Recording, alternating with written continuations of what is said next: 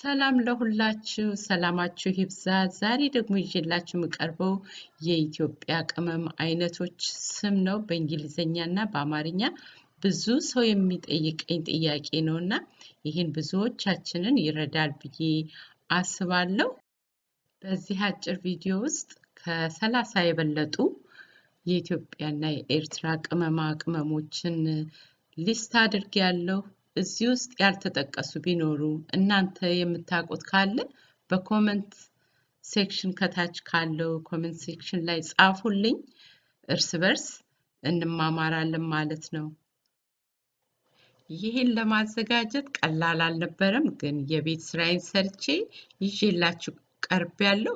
አሁን እንደምታዩት የመጀመሪያው ገጽ ላይ የመጀመሪያው ክፍል የሚያሳየው ስሙ በእንግሊዘኛ እንዴት እንደሚጠራ ነው የሁለተኛው ክፍል የሚያሳየን ደግሞ የአማርኛ ስሙ በእንግሊዘኛ ሲጻፍ ሶስተኛው ክፍል የሚያሳየን ደግሞ የቅመሞቹ ስም በአማርኛ ሲጻፍ ለምሳሌ ያህል ቤዝል በአማርኛ ሲጻፍ መሐለኛው ክፍል በሶ ብላ ተብሎ ነው የሚጠራው በአማርኛ ቀጥሎ ደግሞ ያው በሶ ብላ በአማርኛ ተጽፏል በዚህ ገጽ ላይ እንግዲህ እንደሚያሳየው በሶ ብላ ሚጥሚጣ ጥቁር አዝሙድ ቁንዶ በርበሬ ነጭ አዝሙድ የጎመን ዘር በእንግሊዘኛ ተተርጉሞ ይታያል በሚቀጥለው ፔጅ ደግሞ ስናይ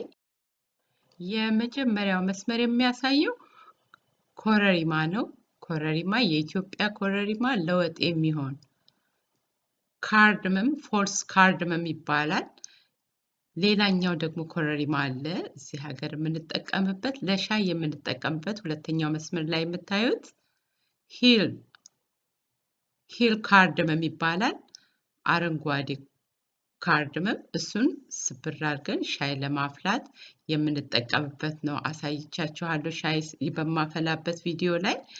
ምን አይነት እንደሆነ እዛ ላይ አለ ማለት ነው እና የተዘረዘሩት እዚህ ገጽ ላይ ኮረሪማ ለወጥ የሚሆን ሂል ወይም አረንጓዴ ኮረሪማ ለሻይ የሚሆን ቀረፋ ቅርንፉድ ድንብላል ጥፍጥሬ አብሽ ተልባ ነጭ ሽንኩርት ዝንጅብል እንስላል ጠጅ ኮሰረት ናቸው እነዚህ እንግዲህ በእንግሊዘኛ ተተርጉሞ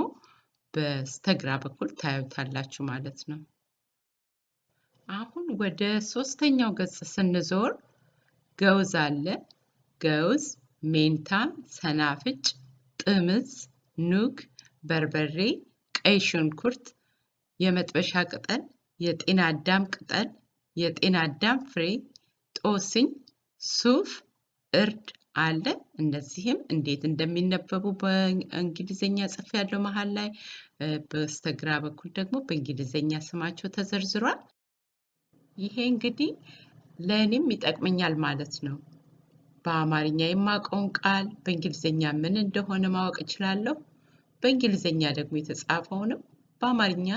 በቀላሉ ማወቅ እንችላለን ማለት ነው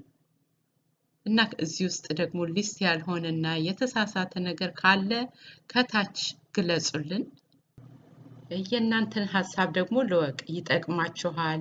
ጠቃሚ ነው አይደለም ለሚነው ኮሜንት ሴክሽኑ ላይ ጻፉልኝ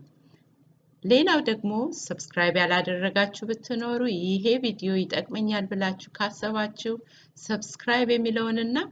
ኦል የሚለውን ምረጡ ሰብስክራይብ አድርጋችሁ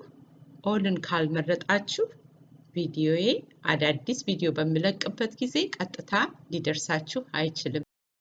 ይህ ቪዲዮ ይጠቅማችኋል ብላችሁ ለምታስቡት ሼር አድርጉ